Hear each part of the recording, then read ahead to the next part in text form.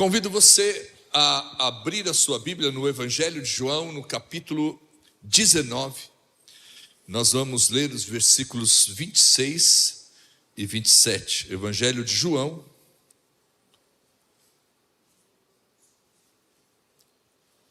capítulo 19, versículos 26 e 27.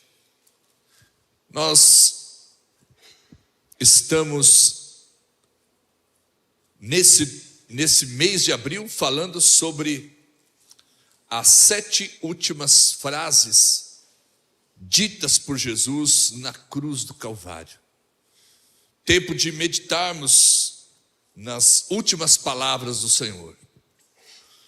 Nós pregamos no primeiro domingo sobre 2 frases: perdoa porque eles não sabem o que fazem, e também falamos sobre hoje estarás comigo no paraíso.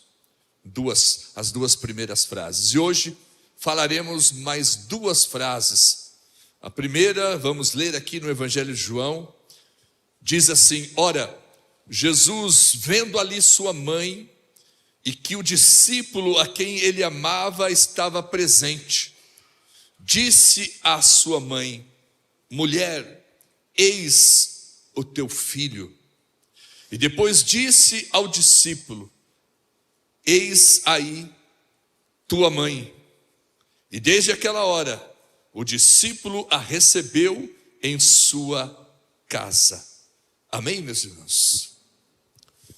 Nós fizemos uma introdução já nas primeiras palavras, quando Jesus celebrou a ceia, depois foi para o monte, ali foi entregue aos malfeitores, foi julgado de modo arbitrário, condenado, maltratado e crucificado. Já agora, nas últimas horas, ele então ainda encontrou forças para proferir essas 7 últimas frases.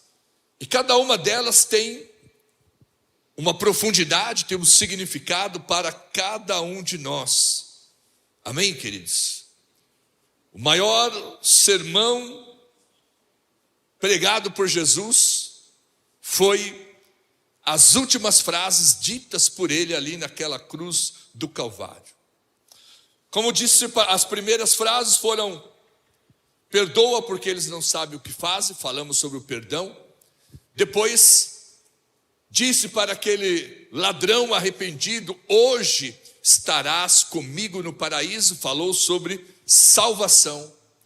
E agora, nessa terceira frase, ele vai nos falar sobre consolação. Mesmo no momento da sua agonia, Jesus tem uma preocupação, a preocupação de dar ainda à sua mãe o consolo e o conforto necessário. Existe algo que ocorre quando estamos em um velório, família que está velando aquele ente querido, que até um certo momento, muitas pessoas estão à volta, muitas pessoas estão participando, trazendo uma palavra de conforto, dão lá os meus sentimentos, meus pêsames. E é muito importante para aquele que está de luto receber as palavras de consolação, de conforto. Mas na medida que as horas avançam, ou depois que aquela pessoa morta vai ser sepultada, as pessoas começam a se dissipar. Cada um começa a ir para sua casa e está tudo certo, porque cada um tem os seus afazeres. Alguns ainda vão voltar a trabalhar, enfim. Todo mundo vai se despedindo e um a um vão indo embora. até que fica somente os mais próximos, ou se não ficar ali no túmulo, em volta do túmulo, vai voltar para a sua casa também, mas continuará carregando aquele sentimento amargo de ter que sepultar alguém. Aquela pessoa querida já não estará mais com ele. Então isso é algo que acontece, o tempo vai passando, as pessoas vão indo embora, cada um para os seus afazeres, e vão ficando apenas os mais chegados, os parentes próximos. E mesmo quando todo mundo vai embora e o parente também vai, a dor permanecerá no coração por um tempo. E isso é natural. Aqui a palavra diz que as pessoas foram todas saindo, todo mundo indo embora, porque num primeiro momento a crucificação foi um espetáculo de horror. Mas as pessoas tinham sede de sangue. Muitos acompanharam a crucificação porque queriam ver a carnificina. Havia uma multidão acompanhando o cortejo até o momento que Cristo foi crucificado.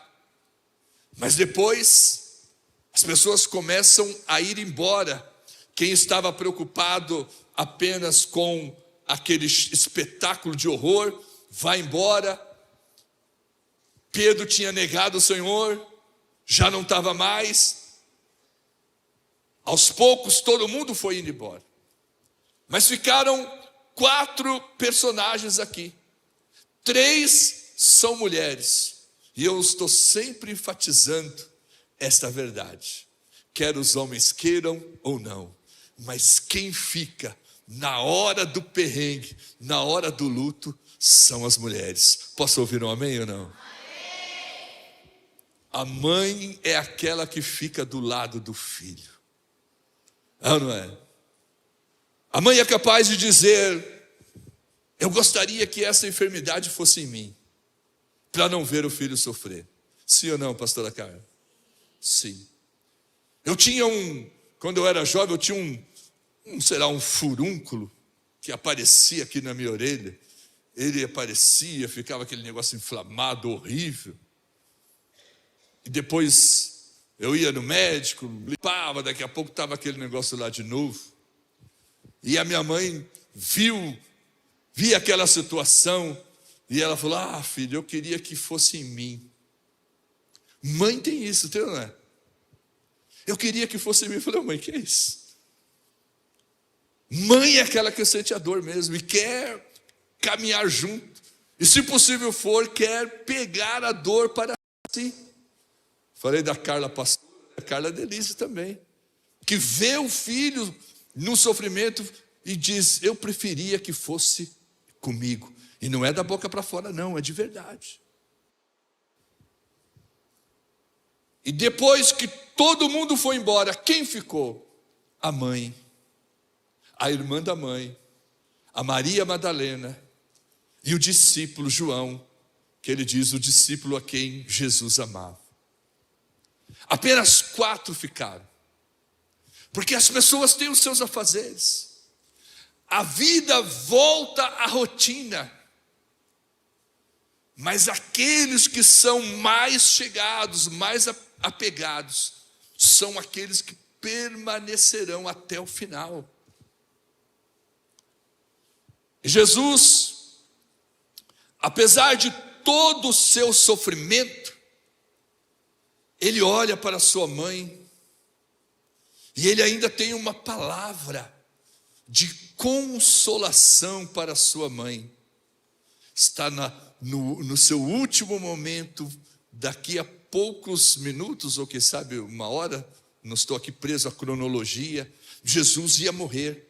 Mas ele olha a mãe que está lá, provavelmente chorando, angustiada, e ele diz para a mãe: mulher, eis aí o teu filho. E disse para João: filho, eis aí a tua mãe. Uma palavra de consolação.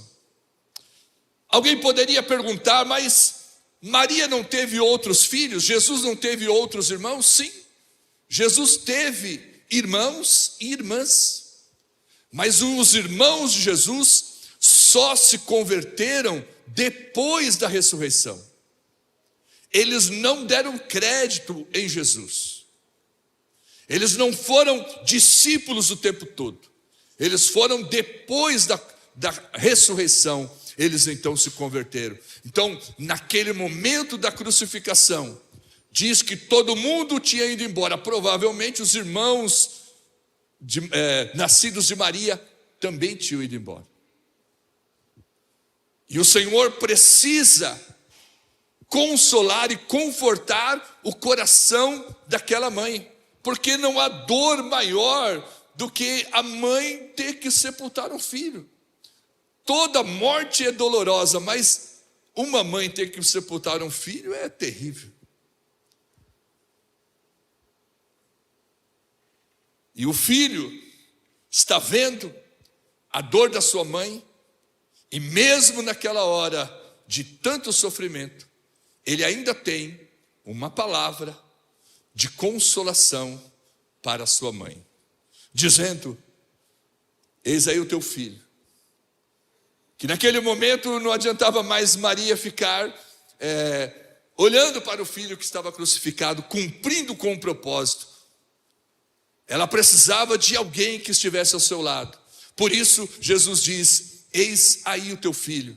E diz para o filho: eis aí a tua mãe. A palavra diz que desde aquele momento João pegou a Maria, levou para sua casa e foi cuidar dela. Nós precisamos cuidar das nossas mães. Hashtag fica a dica a todos os filhos aqui. Você precisa cuidar da sua mãe. Algumas não precisam ainda, ou esperamos que não precise nunca. Mas se um dia precisar, você como filho tem que cuidar dela, ou dele também. É necessário. Eu preciso aqui também fazer uma crítica, porque quantos filhos estão colocando seus pais no asilo? Quantos filhos fazem empréstimos consignados no nome dos pais? Que muitas vezes os pais nem sabem, quando vai olhar, tem uma dívida no banco. Toda aposentadoria é comida pelos juros, pelos pagamentos, porque os filhos e netos também roubam o cartão dos avós, a senha, fazem empréstimos no nome e depois abandonam os seus idosos à própria sorte. Coloca num asilo e vai visitar aqui a cada 15 dias e olhe lá se vai. Assim como o Senhor se preocupou com a sua mãe, de dar a ela o consolo, o conforto, e João recebeu a missão, nós precisamos entender que nós, como servos do Senhor, nós precisamos cuidar dos nossos, consolar e confortar os nossos. Mas Deus também nos deu a missão de consolar os corações quebrantados. Amém? Consolar e confortar. Eu vejo as postagens da Andréia lá no Ministério Dorcas. Levou agora recentemente uma moça grávida, uma barriga enorme, talvez uns 7 meses. Foi para uma clínica de recuperação da Cristolândia, que abriram este lugar para receber essas mães grávidas. Que coisa incrível, irmãos. Aleluia, o nome do Senhor sendo glorificado. Recebem essas mães marginalizadas, grávidas, que estão no meio da rua. Recebem até que elas possam dar à luz e ficam alguns anos ainda cuidando da mãe, que às vezes é dependente, cuidando da criança que nasceu.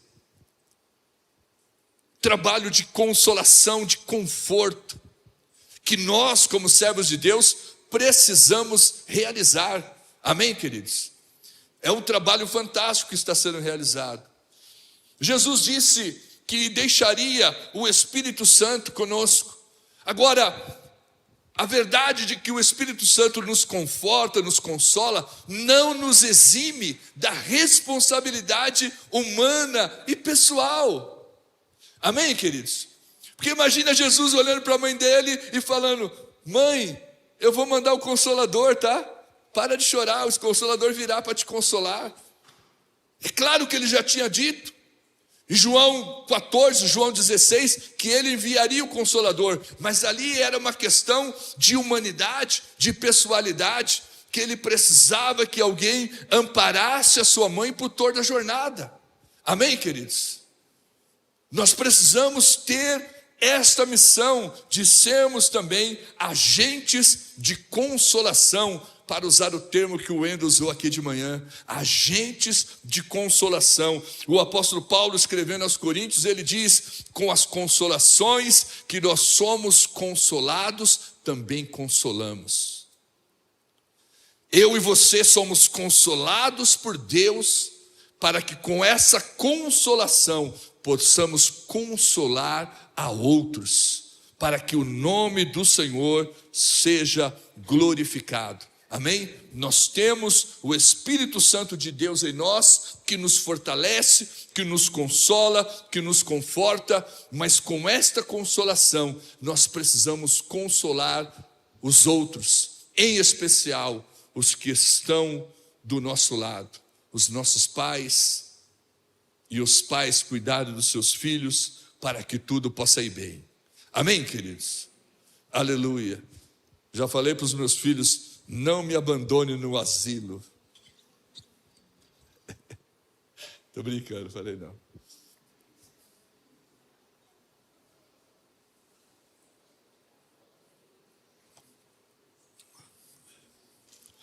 A segunda frase, Mateus 27, 46. Evangelho de Mateus, capítulo 47, aliás, 27, versículo 46. Diz assim: e perto da hora nona, exclamou Jesus em alta voz, dizendo: Eli, Eli, lama sabachthani, isto é, Deus meu, por que me desamparastes? Veja que as duas expressões podem aparentemente ser paradoxal, porque na primeira ele olha para a mãe e não quer que a mãe fique desamparada, sim ou não? Ele diz para o filho cuidar da mãe: mãe, está aqui o seu filho, filho, cuida da mãe. Voltando um pouquinho, a história diz que o João levou Maria para casa. João foi pastor em Éfeso, e durante o tempo do seu ministério, ele cuidou de Maria até a sua morte, até a mãe morrer, ficou cuidando dela. Parece paradoxal, porque o Senhor diz para alguém amparar a sua mãe, alguém confortar a sua mãe, mas agora ele se sente desamparado, e ele diz: Deus meu, por que me desamparaste? Então este aparente paradoxo de alguém que está olhando para a mãe e não quer que a mãe fique desamparada, agora diz: Deus meu, por que me desamparaste?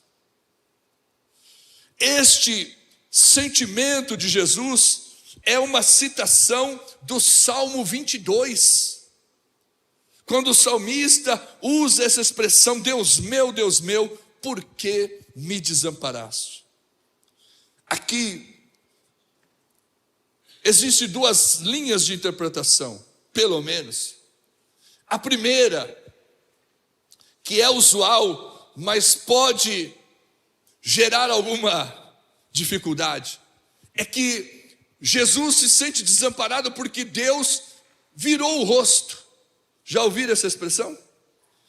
Que Deus virou o rosto para Jesus.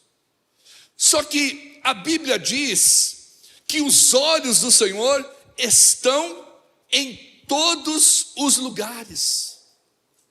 E nós não podemos duvidar, não. Nós não podemos ficar com essa falta de entendimento ao atribuir a Deus o que é chamado na teologia de antipopatismo ou antropopatismo. Isso quer dizer, eu atribuo a Deus sentimento humano. Estão compreendendo ou não? Quando eu digo Deus tem ciúme, sentimento humano, mal interpretado até, estou atribuindo a Deus um sentimento que é humano. Quando eu digo Deus não suportaria olhar para o filho, pode pressupor uma certa fraqueza de Deus. Por isso é complicado às vezes pensar nesse aspecto de que Jesus disse, Deus me abandonou porque Deus não queria olhar o sofrimento do filho, mas a Bíblia diz que o sofrimento do filho foi propósito do Pai. Deus desejou fazê-lo enfermar e carregar sobre si as nossas dores. Eu não posso dizer que esteja todo mundo errado nisso, mas fica aqui uma interrogação. Deus não é fraco em nenhum aspecto. Deus não tem ponto fraco. Deus é o Todo-Poderoso, Senhor de todas as coisas. E se porventura Deus, que nem rosto tem, porque a Bíblia diz que Deus é Espírito. Então, se Deus, se rosto tivesse, olhasse para o outro lado, ele deixou de enxergar o que estava lá? Veja como às vezes as palavras podem soar bacana, mas pode conter uma heresia. Existe algum lugar que Deus não consiga olhar? O salmista diz, se eu descer ao mais profundo do mar, lá o Senhor me vê. Se eu fizer o meu esconderijo lá no universo, lá o Senhor me vê. Não existe nenhum lugar que Deus não possa ver. Não há situação que Deus não possa ver. Como que eu posso explicar? Que o sentimento de abandono que Jesus está experimentando diz respeito aos nossos pecados que estavam sobre ele. O profeta Isaías diz que os nossos pecados fazem separação entre nós e Deus. O ponto principal do sacrifício, da obra de expiação de Jesus, não foram os sofrimentos, foi esta sensação de abandono, porque os nossos pecados estavam todos sobre ele. Se o pecado faz separação entre Deus e o homem, por um lapso temporal, para usar a linguagem do direito, não sei, 1 segundo, 1 minuto, ele sente por estar carregando os nossos pecados, é a obra da expiação, os nossos pecados estão sobre ele, ele sente a dor da separação. Nós temos um sumo sacerdote que pode se compadecer de nós, porque em tudo ele foi provado, até no sentido de saber o quanto é doloroso para um homem estar separado de Deus. Deus meu, por que me desamparaste? Esse sentimento. Pedro diz que nele não há pecado, 1 Pedro 2,22. Romanos 3,23 diz, todos pecaram, destituídos estão da glória de Deus. Então Cristo carregou sobre si os nossos pecados. E por estar naquele momento da expiação, do último momento, ele sentiu a dor da separação, porque os nossos pecados estavam sobre ele. Mas pelas suas pisaduras nós fomos sarados. Amém? Que nós possamos viver a plena comunhão em Deus. Nós cantamos tantas coisas. Eu não consigo viver sem o Senhor nem um momento, né? Eu não posso conceber a ideia de viver longe de Deus. E graças a Deus que nós fomos comprados pelo precioso sangue, nós temos comunhão com o Senhor, nós sabemos o que é ter comunhão com Deus, falar com o Senhor e sermos ouvidos, porque Jesus experimentou até mesmo essa dor da separação pelos nossos pecados, mas ele venceu a morte, vivo está, assentado à direita de Deus Pai, intercedendo por nós. Amém, queridos? E que eu e você possamos ser também agentes de consolação aos domésticos da fé e depois aos de fora também. Nós precisamos chorar com os que choram, consolar a todos os oprimidos e sobrecarregados. Vamos nos colocar de pé.